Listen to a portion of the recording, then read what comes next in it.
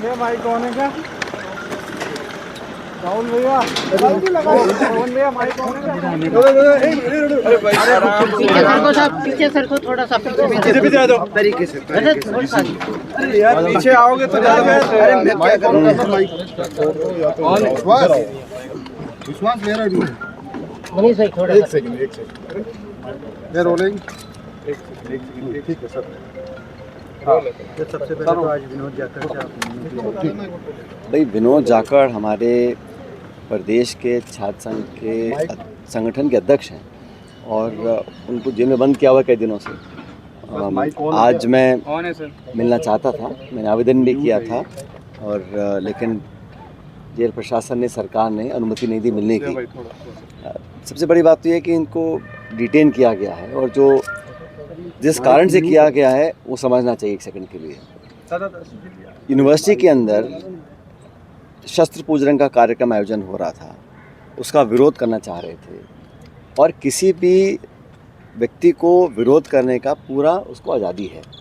मैं खुद मानता हूं कि किसी व्यक्ति को हिंसा का रास्ता नहीं अपनाना चाहिए, लेकिन हमने देखा कि उनके विरोध को जिस तरह बर्दाश्त नहीं किया गया और आरएसएस के कुछ साथी लोगों ने उनकी खुद कटाई करी, पुलिस ने ज़बरदस्त लाठीचार्ज भी किया, चोटें भी आईं। उसके बाद ऐसी धाराएं लगाई गई हैं जो आम तौर पर लगाई नहीं जाती हैं किसी छात्र नेता के ऊपर या इसको डिटेन किया जाता है। और जो मुझे लग रहा है कि ये सिर्फ पुलिस और प्रशासन नहीं, कुछ आदर्श शक्तियां हैं जो बहुत दबाव बनाए हुए सरकार के ऊपर कि इसको जेल में रखना ही है। विनोद जाखड़ एनएसयूआई के प्रदेश अध्यक्ष हैं और अगर उनको लगता था कि यूनिवर्सिटी जहाँ पर पढ़ाई, शिक्षा, कागज़, कदम, किताब की चर्चा होनी चाहिए और वहाँ पर शस्त्र पूजन शायद ठीक नहीं है, इस मुद्दे को लेकर विरोध कर रहे थे, तो कोई इतना बड़ा मसला नहीं था कि उसको इस तरह सेंट्रल जेल में बंद किया जाए। और जो धाराएँ लगाई गई हैं, नॉन अवेलेबल धाराएँ लगाई गई हैं, मैं इसको बड़ा गलत मानता हूँ। और ये साफ दिखलाता है कि इस सरकार की जो नीति और नीयत है वो दलित विरोधी है। एक दलित परिवार का हमारे प्रदेश का अध्यक्ष अगर अपने राजनीतिक कर्तव्यों का निर्वहन कर रहा है तो इस तरह उसके साथ ये बर्ताव करना बिल्कुल उचित नहीं है। मुझे लगता है कि अब कोर्ट में दोबारा कल हियरिंग होगी। मुझे पूरी उम्मीद है न्याय मिलेगा।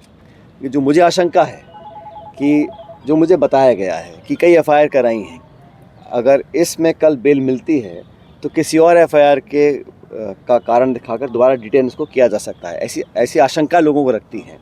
ऐसा नहीं करना चाहिए। अगर ऐसा कर रहे हैं या करेंगे तो निश्चित रूप से ये प्री मेडिटेटेड और एक षड्यंत्रपूर्ण तरीके से किसी की आवाज़ को दबाने कुचलने का काम होगा। और भाजपा सरकार हो, चाहे वो केंद्र सरकार हो, राज्य सरकार हो, लोगों की आवाज़ दबाना, विपक्ष की आवाज़ को कुचलना और विशेष रूप से दलित परिप्रेक्ष्य से जो लोग आते हैं, गरीब परिवार के बच्चे हैं, लड़के हैं, नौजवान हैं, नेता हैं, उनके प्रति इस सरकार की बदनीयत है, ये इस बात से दिखता है।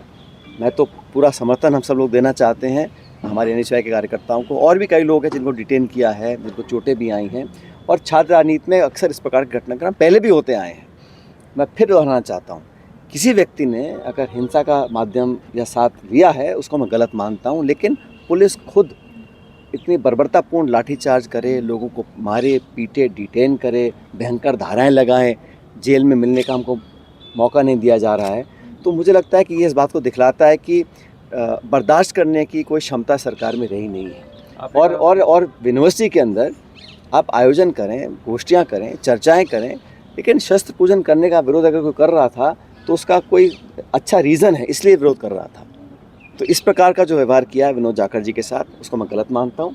हमारा पूरा दल, हमारी पूरी पार्टी, और मैं नहीं, तमाम प्रदेश के नौजवान उनके साथ हैं। और मैं फिर कहना चाहता हूँ, इस भाजपा की और भाजपा की सरकार की जो दलित विरोधी नीति और नीयत है वो अब जग जाहिर हो चुकी है। सर, अंदर कैसी स्थिति है आपको? अब भाई मैं तो अंदर जाना चाह रहा था, मैं अंदर जाना चाह रहा था, मिलना चाह रहा था, क्योंकि जेल में कोई व्यक्ति है तो वो कोई आतंकवादी नहीं है, वो कोई हिस्ट्री शीटर नहीं है, वो कोई कन्विक्टेड नहीं है, उसको डिटेन किया गया है, हियरिंग चल रही है, लेकिन मिलने की परमिशन ना देना मैं इसको गलत मानता हूँ। और ये सरकार का निर्णय है। और मुझे लगता है कि मैंने कहा कि कुछ महीने पहले उसके स्वास्थ्य में कोई दिक्कत आई थी, तो मैंने कहा है कि उसका ध्यान रखें। मेडिकल तो करा लिया गया है, लेकिन ऐसा ना हो कि और कोई बड़ी दिक्कत विनोद जाखड़ को जेल के अंदर आए। एक बड़ा मामला जो राजस्थान की परिप्रेक्ष्य में इस समय आया हुआ है वो है कफ सिरप का। कई बच्चों की मौतें हो चुकी हैं और जहां एक तरफ कई बच्चों की मौतें हो चुकी हैं, दूसरी तरफ स्वास्थ्य मंत्री जो हैं वो कहीं ना कहीं क्लीन चिट देने की कोशिश कर रहे हैं उस कंपनी को जिस अभी तक कफ उसको सिरप बना क्लियर रही नहीं है। माना है, मौत को क्लियर नहीं मान रहे कि उससे ही सिरप से हुई है। जहाँ क्लीन एक चिट दे तरफ दी। पेरेंट्स कह रहे हैं कि कफ सिरप पी थी, बच्चों की मौत उस वजह से हुई है, सरकार कह रही है कि उस वजह से नहीं हुई। आप किस तरह से देखते हैं इसको? भाई ये इस पूरे जो दुर्घटना हुई है उसका संज्ञान मैंने भी लिया है। मैं इतना मानता हूँ कि अगर कोई मौत हुई है, खासकर किसी बच्चे की मौत हुई है, तो गंभीर विषय है और इस पर सरकार खुद अगर जांच करेगी तो शायद तथ्य तक नहीं पहुंच पाएंगी। इसलिए इसकी कोई जुडिशियल इंक्वायरी होनी चाहिए ताकि इसमें पता पड़े कि गलती किसकी थी, मैन्युफैक्चर की थी, अधिकारी की थी, किसी मंत्रालय की थी, या मामला हुआ क्या। क्योंकि अगर इस पर अगर हम कठोर कार्रवाई नहीं करेंगे तो भविष्य दोबारा हो सकती है और इस प्रकार की अगर लापरवाही या गलतियों से निर्दोष बच्चों के लोगों की जान जाती है, इससे बड़ी दुख की बात प्रदेश के लिए क्या हो सकती है। तो मुझे लगता है कि इस पर तुरंत बिना समय खोए अब ये कहना कि किसने कब क्या किया था वो समय इस बात का नहीं है। आज इस बात की रिक्वायरमेंट है कि इस पर एक निष्पक्ष जांच हो, पारदर्शी जांच हो, पता पड़े कि किसकी लापरवाही रही, किसकी गलती रही और फिर पब्लिकली एक्शन लें ताकि लोगों के मन में कॉन्फिडेंस जागे कि भाई हम लोग अब मासूमियत में जाके कोई बीमार होता है तो कोई दवाई लेता है, बच्चों के लिए बहुत सारी दवा दारू हम लोग लेते हैं बाज़ारों में जाके, तो लोगों को कॉन्फिडेंस कम ना हो। इस बात का सरकार को ध्यान रखना पड़ेगा और अब समय आ गया कि इस पर रोक लगाने के लिए जांच करें और तुरंत पता करना चाहिए कि कौन इस लापरवाही के लिए जिम्मेदार था। एक बात और मैं कहना चाह रहा था विनोद जाखड़ के बारे में कि आम तौर पर जब सरकार किसी पार्टी की भी हो, हम लोग सरकार में रहे हैं, ऐसा नहीं है कि जो विरोधी विचारधारा के लोग हैं वो अपना प्रदर्शन नहीं करते हैं या अपनी सड़कों पर नहीं उतरते हैं, लेकिन जिस प्रकार की धाराएं लगाई हैं, मैं दोबारा कहना चाहता हूँ, मुझको कई बार डिटेन किया है, हमने विरोधियों को डिटेन किया है, शांति भंग 151 बहुत तरह की धारा लगाते हैं ताकि मामले को शांत किया जा सके। ये मुझे लगता है कि इस प्रकार की धाराएं चुन चुन कर लगाई गई हैं एक उदाहरण बनाने के लिए, एक सबक सिखाने के लिए कि कोई अगला गरीब दलित परिवार का बच्चा अगर इस प्रकार की नेतागिरी करना चाहेगा तो उसके साथ हम ये करेंगे। अब किसी को प्रिवेंट करना, किसी को डिटेन करना, वहाँ तक तो मैं समझ सकता हूँ कि पुलिस चाहेगी भाई लॉ एंड ऑर्डर ख़राब ना हो और कोई घटना हो ना हो, लेकिन इस प्रकार जो लंबा खींचना, किसी के करियर को ख़राब करने के लिए नॉन बेलेबल धाराएँ लगाना, और ये एफआईआर जो मुझे बताया गया कि पुलिस ने खुद कराई है, किसी और व्यक्ति ने नहीं कराई है, तो पुलिस खुद एफआईआर करवा रही है और 3 एफआईआर करवाई है मुझे बताया गया है, थाने बदले गए हैं, कई जगह उसको घुमाया गया है और अब जो नॉन बेलेबल ऑफेंसेस हैं, मुझे आशंका इस बात की है कल अगर उसको बेल मिलती भी है तो बेल मिलने के बाद किसी और धारा में उसको डिटेन करेंगे, एक उदाहरण बनाने के लिए कि इस प्रकार की आप हिम्मत करोगे, आरएसएस का विरोध करोगे और तो हम लोग आपको ये सबक सिखाना चाहते हैं, औरों के लिए उदाहरण बनाने के लिए कर रहे हैं। तो इसका मैं इतना कहना चाहता हूँ बड़ी विनम्रतापूर्वक कि इस प्रकार की प्रवृत्ति अच्छी नहीं है। किसी के दबाव में कानून अपना काम करे, किसी के दबाव प्रभाव में काम करेगा तो ये भविष्य के लिए, देश और प्रदेश की राजनीति के लिए अच्छा संकेत नहीं है।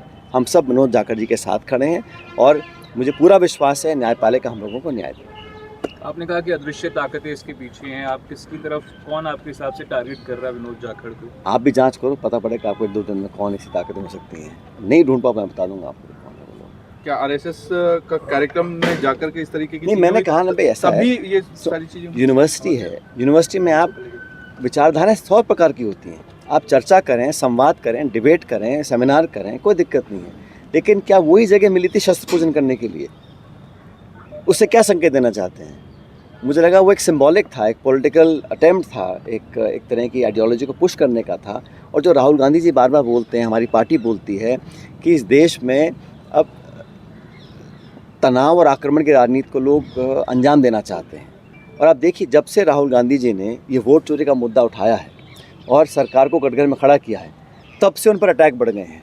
उनके ऊपर भी ईडी के केस लगते हैं, उनको भी तरह तरह की यातनाएं दी जाती हैं, उनको सब तरह के अच्छे बुरे शब्द कहे जाते हैं ताकि उनको डिमोरलाइज किया जा सके।